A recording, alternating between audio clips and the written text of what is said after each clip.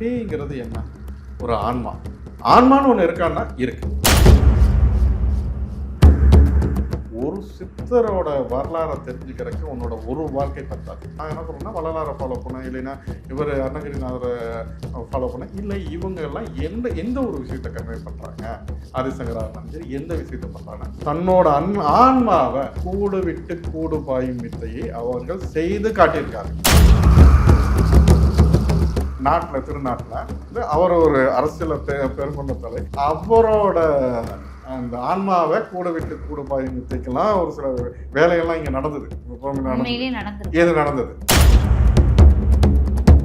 இந்த பேய் பிடிச்சாக்கா ஒரு பெண்ணுக்கு என்ன என்ன தொந்தரவு கொடுக்குது அப்படின்னாக்கா, அவளுக்கு பீரியட்ஸ், மந்த்லி பீரியட்ஸில் அவளோட சைக்கிளிங், அந்த மந்த்லி சைக்கிளிங் பீரியட்ஸில் பிரச்சனை வரும். பிரச்சனை வரும்னா இப்போ கண்டினியூவாக 3 நாள் அப்படின்னாக்கா, 3 நாளுங்கிறது 5 நாள் ஆகும், 5 நாளுங்கிறது 8 நாள் ஆகும், 8 நாளுங்கிறது 10 நாள் ஆகும், 10 நாளுங்கிறது 1 மாதமாக கூட இருக்கு, 6 மாதமாக தொடர்ந்து அந்த மென்சஸ் ப்ராப்ளம் இருந்துட்டு. சரி, 90 பெண்களுக்கு இந்த மாதிரி ஆன்மா கோளாறு இருக்குது, பேய் பிடிச்சிருக்கு. சரி, பேய் பிடிச்சுன்னு வந்தால் கோயிலுக்குள்ளே போக முடியாது. இவங்க தான் சர்ச்சுக்கு போகிறாங்க, பள்ளிவாசலுக்கு போகிறாங்க, இங்கே கோயிலில் எல்லா கோயிலும் இது பண்ணுறாங்க. ஏன் அது அப்படி சொல்லி வளர்த்துட்டாங்க. பேய் பிடிச்சிருந்தா கோயிலுக்கு போக முடியாது, பேய் கோயிலுக்குள்ளே வராது. அப்போ கோயிலுக்குள்ளே வராதுங்கிறவன் பேய் உள்ள ஆடுங்கிறது மட்டும் எப்படி நம்புறான்? ரிஃப்ளெக்ட் ஆன்மீக நேயர்களுக்கு வணக்கம். நான் உங்கள் ரக்ஷயா பார்த்தி. இன்னைக்கு நம்ம கூட வராகி சித்தர் மறைமொழியாளர் தான் இருக்காரு. அவர்கிட்ட கேட்க நிறைய கேள்விகள் இருக்கு. வாங்க வீடியோக்குள்ளார போலாம். வணக்கம். இப்போ நான் ஆன்மீகம் சார்ந்து நிறைய பேர்கிட்ட நிறைய கேள்விகள் சொல்லியிருக்கேன். நான் உங்ககிட்டயே முன்னாடியே இந்த ஒரு விஷயத்தை பதிவும் பண்ணியிருக்கேன். அப்படி கேட்கும்போது பல பேர்கிட்ட இருந்து அதுக்கான பதில் அப்படிங்கிறது சரியா வராது. மூட நம்பிக்கை நிறைஞ்ச ஒரு பதிலாக தான் எனக்கு அதிகபட்சமாக கிடச்சிருக்கு. பட் உங்ககிட்ட அந்த மாதிரியான சில பதில்கள் வரல அப்படிங்கிறதுக்காக நான் உங்ககிட்ட இந்த கேள்வி கேட்குறேன். பேய் அப்படிங்கிறது ஒன்று இருக்கா? அந்த பேய் பிடிக்கிற ஒரு விஷயம் நிறைய பேருக்கு இங்கே நடக்குது அப்படிங்கிற ஒரு விஷயத்த நம்ம தொடர்ந்து பார்க்குறோம். நிறைய மாந்திரிகர்கள் பேய் பிடிச்சா அந்த பேயை நாங்கள் ஓட்டிடுவோம் 2 நாளில் 3 நாளில் அப்படிங்கிற ஒரு விஷயத்த நமக்கு சொல்கிறதும் உண்டு. அது எல்லாத்தையும் தாண்டி நம்ம சயின்ஸ் ரீதியாக அதை பார்க்கும்பொழுது இது எல்லாத்துக்குமே ஒரு சொல்யூஷன் அங்கே இருக்கும். அவங்களுக்கு இது எல்லாமே ஒரு சைக்காலஜிக்காக ஒரு ப்ராப்ளம் அப்படிங்கிறதும் ஒன்று இருக்குது. எனக்கு தெரிஞ்ச ஒருத்தவங்க தமிழ் லாங்குவேஜ் மட்டும் தெரிஞ்ச ஒருத்தவங்களுக்கு ஒரு வெளிநாட்டில் பேசக்கூடிய ஒரு பாஷை வரைக்கும் ஒருத்தர் பேசுகிறாங்க ஒரு சுச்சுவேஷனில். ஸோ இதுக்கான காரணம் என்னென்னா பேய் பிடிக்குதுன்றாங்க. ஆனால் டாக்டர் கிட்ட கொண்டு போகும்போது அது சைக்காலஜிக்காக அவங்க எங்கேயோ கேட்ட ஒரு சில விஷயங்களை இப்போ அவங்க பேசுகிறாங்க அப்படின்னு சொல்கிறாங்க. ஸோ இத்தனை விஷயங்கள் இதில் அதிகமாக இருக்குது. நான் நிறைய கேள்விகள் கேட்குறேன்னு வச்சுக்காதீங்க. பிகாஸ் இதில் இத்தனை விஷயங்கள் எனக்கு இருக்குது அப்படிங்கிறனால சொல்கிறேன். ஸோ இதுக்கு உங்களுடைய பதில் என்ன? இப்போ பேய் இருக்கா இல்லையா அப்படின்னாக்கா, இன்னைக்கு பல மனிதர்களும் பேயை தான் அலைஞ்சிட்டு இருக்கானுங்க. அது வேற விஷயம். இப்போ பேய் இருக்கா இல்லைன்னா, பேய்ங்கிறது என்ன? ஒரு ஆன்மா. இப்போ ஒரு ஆன்மாவை தான் நம்ம என்னன்னா, அது இன்னைக்கு ஒரு ஆன்மா ஒரு உடம்புக்குள்ள தன்னோட தேவைக்காக போந்துருச்சு அப்படின்னாக்கா, அதை தான் நம்ம பேய்ங்கிறோம், பிசாசுங்கிறோம், அது இதுங்கிறோம். நம்ம அதுக்காக நமக்கு தகுந்த மாதிரி நம்ம பேர் வச்சுக்கிறோம். அப்போது பேய் இருக்கா இல்லையாங்கிறத அது நம்மளோட வழக்காடு மொழிக்காக அதை வச்சுக்கிட்டோம்.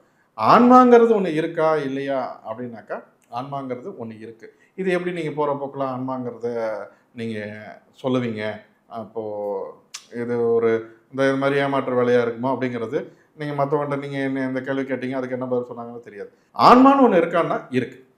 நான் இதில் டிவி ஷோலையும் பேசியிருக்கேன், மற்ற விஷயத்தில் பேசியிருக்கேன். அதை வாதிக்கணுன்னா கூட நான் விவாதம் பண்ண தயார்னு நான் சொல்லியிருக்கேன். ஏன் இவ்வளோ கான்ஃபிடெண்ட்டாக எப்படி சொல்கிறீங்க? இதை வச்சு ஏமாற்றுறாங்க. நான் ஸ்கேம், நான் இல்லைன்னு நான் சொல்லலை. அது சில பேர் பண்ணுறாங்க. அதை நீங்கள் அதை தான் நான் சொல்லுவேன். அதை நீங்கள் முடிவு பண்ணிக்கிங்க. இப்போ ஆன்மான்னு ஒன்று இருக்கான்னா, ஆன்மாங்கிறது ஒன்று இருக்குது. எதனால் இப்படி கான்ஃபிடெண்ட்டாக சொல்கிறீங்க அப்படின்னாக்கா, நான் அதை உணர்ந்திருக்கேன், எனக்கு அது தெரியும். ஆன்மாக்களோட நான் ட்ராவல் பண்ணியிருக்கேன். நம்ம அது விஷயமா ரிஃப்ளெக்டிவ் நிறைய பேசியிருக்கோம்.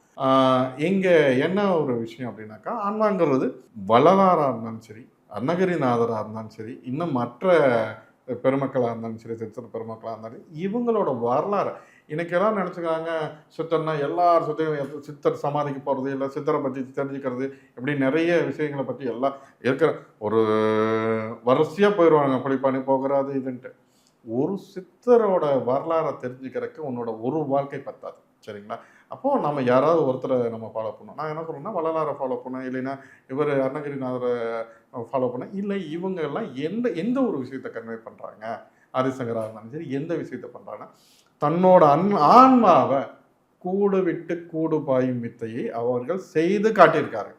சித்த பெருமக்கள் செய்து காட்டியிருக்காரு. அப்போ ஒரு ஆன்மாங்கிற ஒரு விஷயம் இருக்கா இல்லையாங்கிறத நீங்கள் அந்த இதை பார்த்துங்க. ஏன் இவ்வளோ ஆணித்தரமாக சொன்னா, இதை வந்து இந்த நாட்டில் சித்த பெருமக்கள் வாழ்ந்த பூமி இது.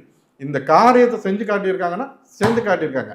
இன்னைக்கும் ஒரு இந்த நாட்டில் திருநாட்டில் நம்ம இந்திய தேசத்தில் ஒருத்தரோட அதாவது அவருக்கு வந்து அவர் ஒரு அரசியல பெருங்கொண்ட தலை, அவரோட அந்த ஆன்மாவை கூட விட்டு கூட பாயும் வித்தைக்கெல்லாம் ஒரு சில வேலைகள்லாம் இங்கே நடந்தது.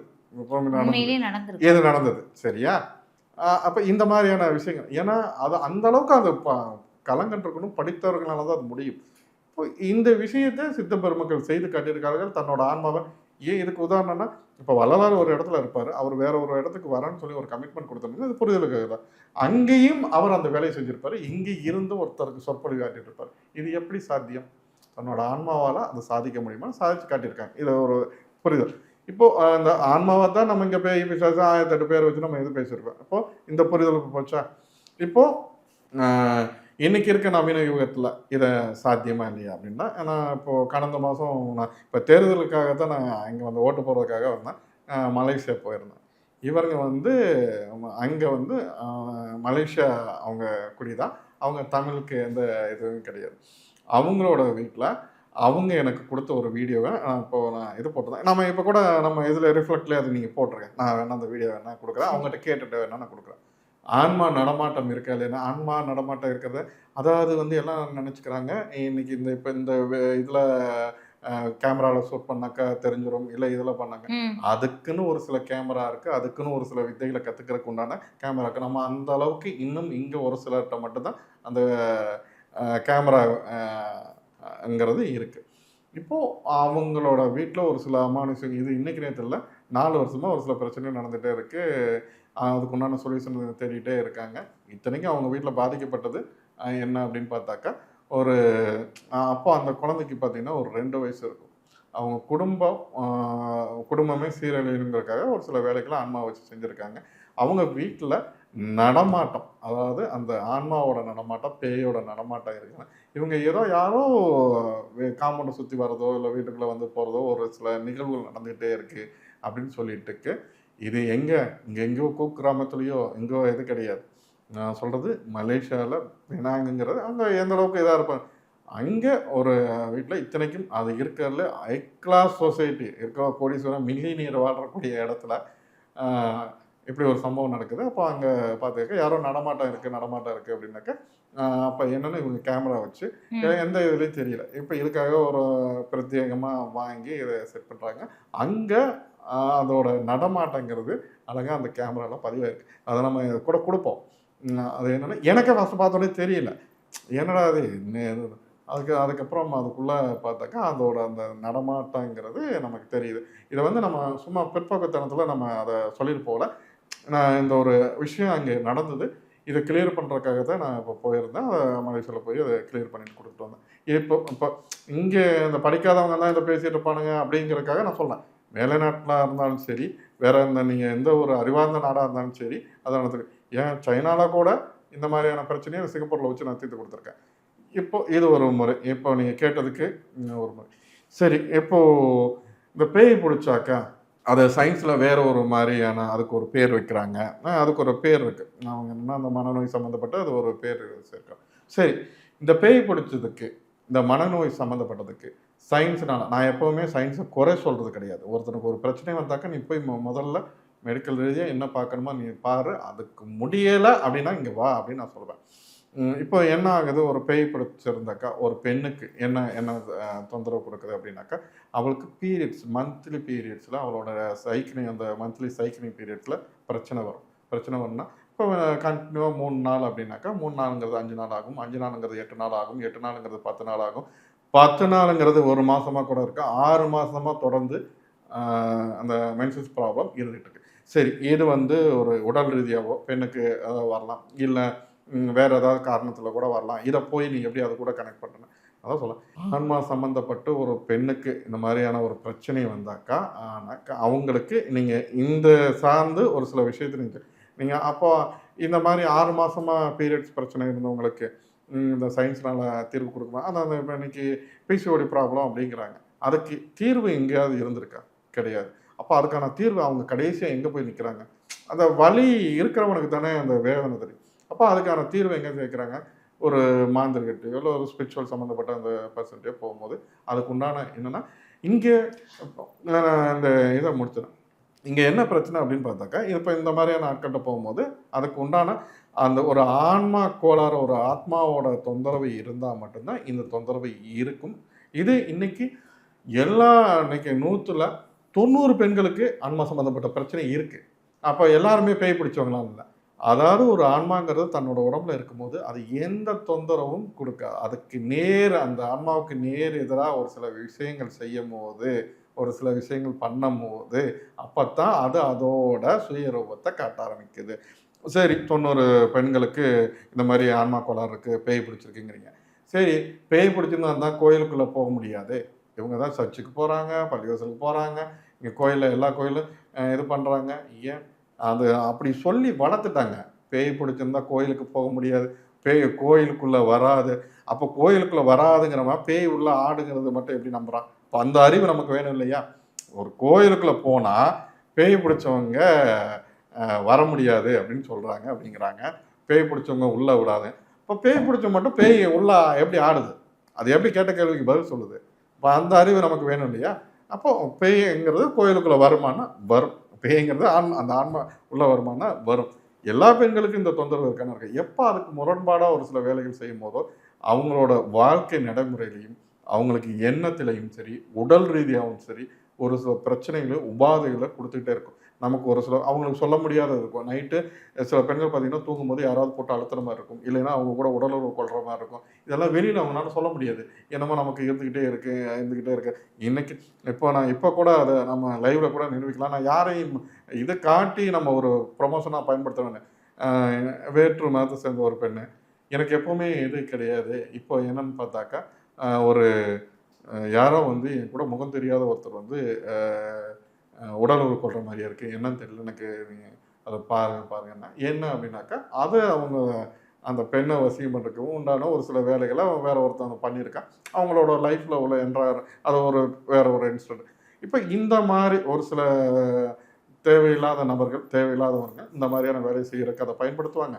ஒரு சில காலகட்டத்தில் பெண்கள் வெளியே போகும்போது அவங்களுக்கு ஆட்டோமேட்டிக்காக அந்த ஆத்மா கோளாறுங்கிறது வந்துடுது. இப்போ இது எல்லாமே இப்படி தான் நடக்கும். பெண்களுக்கு பொதுவாக பார்த்தீங்கன்னாக்கா இந்த தொந்தரவுகள் இருக்கும். ஏன் பெண்ணுக்கு மட்டும் அவ்வளோ சீக்கிரமாக வந்தது, ஏன் ஆணுக்கு பிடிக்கல? ஆண்களுக்கும் பிடிச்சிருக்கு. பெண்களுக்கு இந்த மாதவிடாய்ங்கிற ஒரு பிரச்சனையும் போது முதல்ல என்ன சொல்லுவாங்கன்னா, முதல்ல வீட்டை விட்டு அந்த காலகட்டத்தில் வெளியே போக வேண்டாம்னு சொல்லுவாங்க. இது அடிமைத்தனம் கிடையாது. அந்த காலகட்டங்களில் அந்த இரத்த சம்மந்தப்பட்ட வாடைகள், இரத்த சம்மந்தப்பட்ட பிரச்சனைகள் பெண்களுக்கு இருக்குங்கிறனால தான் அது வேண்டாம் அப்படிங்கிறத சொல்லுவாங்க. இன்னைக்கு இருக்க காலகட்டத்தில் அது முடியாது. அதனால ஒரு சில பிரச்சனைகள்ல நமக்கு தொந்தரவாக வருது. இப்போ இது எல்லாத்துக்குமே இருந்துக்கிட்டே இருக்கும். இன்னும் பெண்களுக்கு நிறைய பிரச்சனைகளை கொடுக்கும். இப்போ இது ஒரு முறை நீங்கள் கேட்டதுக்கு. இங்கே இருக்க ஒருத்தன் சிங்கப்பூரில் இருக்கிற மொழியவோ, மலேசியாவில் இருக்க மலாய் மொழியவோ, சைனாவில் இருக்க மொழியவோ அவன் எப்படி பேசுவான் அப்படின்ட்டு. இப்போ இவன் பார்த்தீங்கன்னா இங்கேருந்து ஏதோ ஒரு குக்கிராமத்தில் வாடிப்பட்டின்னு ஒரு கிராமம், அங்கே இருக்கும் சென்னையை கூட பார்த்ததில்லை, இங்கே மீறி போனால் நம்ம ஆந்திரா கூட போனதில்லை. அவன் எப்படி சைனா மொழியை பேசுவான் அப்படின்ட்டு. இப்போ இதுக்கு சயின்ஸோ மற்ற அறிஞர் பெருமக்களோ அந்த அறிவு ஜீவிகளோ என்ன சொல்லுவாங்க அப்படின்னு பார்த்தாக்கா, இது இந்த மாதிரியான முறை என்ன அப்படின்னாக்கா, அவன் எங்கேயோ டிவியில் பார்க்குறான், இல்லை வாட்ஸ்அப்பில் பார்க்குறான், இல்லைன்னா ஃபேஸ்புக்கில், இன்ஸ்டாகிராமில் இல்லை பேசுகிறது கஜா முஜான்னு பேசுகிறது, இதை கேட்டுக்கிறான். இதை வச்சு அவன் ஏதோ அவனோட மன பிரமை, மன அழுத்தம் இதை அவனை பேச வைக்குதுங்கிறாங்க. ஓகே, வாஸ்தவம் தான். இப்போது எனக்கு ஒரு 4 மொழி தெரியும்.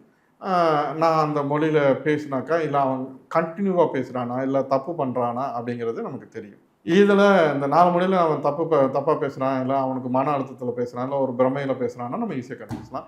நம்ம இப்போ அவங்க சொல்கிறத நம்ம ஒத்துக்கலாம். நம்ம அதுக்காண்டி எல்லாத்தையுமே நம்ம விதண்டவாதம் பேசக்கூடாது. ஒரு சைனா மொழியை இங்கே இருக்க வாடிப்பட்டியை தாண்டி மதுரையை பார்க்காதவன், சென்னையை பார்க்காதவன், ஒரு ஆந்திராவை கூட பார்க்காத ஒருத்தனால சைனா மொழியை ஒரு வரி தப்பு இல்லாமல் எப்படி பேச முடியும்? இது எப்படி சாத்தியம்? அப்போ அவன் என்ன ஒரு வரி பேசலாம், 2 வரி பேசலாம், அவன் எப்படி பேச முடியும்? அப்போ அதுக்கு என்ன பிரச்சனை என்னன்னா, இந்த உலகத்துல எதுவுமே காரண காரியம் இல்லாம நடக்கிறதே கிடையாது. நீங்க எல்லாரும் நினைச்சுக்கிறீங்க ஏதோ இன்ஸ்டன்டா நடந்துச்சு, ஏதோ இதாகி போச்சு அப்படின்னு. எந்த ஒரு காரியமும் காரண காரியம் இல்லாம இந்த உலகத்துல எதுவுமே நடக்கிறது கிடையாது. இப்போ இவனோட வாழ்க்கையில இவன் சைனா மொழி பேசுறான். சைனா மொழிக்கு இவன் பேசுறது எல்லாமே சரியா இருக்கு. இவங்களுக்கு யாருக்குமே புரியல. எனக்கு இந்த மாதிரியான ஒரு இன்சிடென்ட் நடந்தது. நான் ஒரு பிரச்சனையை தீர்க்கறதுக்கு நான் போயிருந்தேன். நான் சைனாக்கு போனோம்னா, சைனாக்கு போகல. அந்த ஃபேமிலி வந்து சிங்கப்பூர்ல பிசினஸ் பண்ணிட்டு இருக்கு. இப்போ இந்த மாதிரியான ஒரு பிரச்சனை இருக்கும்போது, நாங்க இவங்கள வந்து நான் பார்க்கறதுக்காக பார்த்தேன். இந்த சம்மந்தப்பட்ட ஒரு நபர வந்து உட்கார வச்சு பேசும்போது, என்ன பிரச்சனை அப்படின்னாக்கா, இவங்க அண்ணன் அங்க வேலை செஞ்சிருக்கான். அதாவது அந்த சைனாக்கார குடும்பத்துல வேலை செஞ்சிருக்கான்.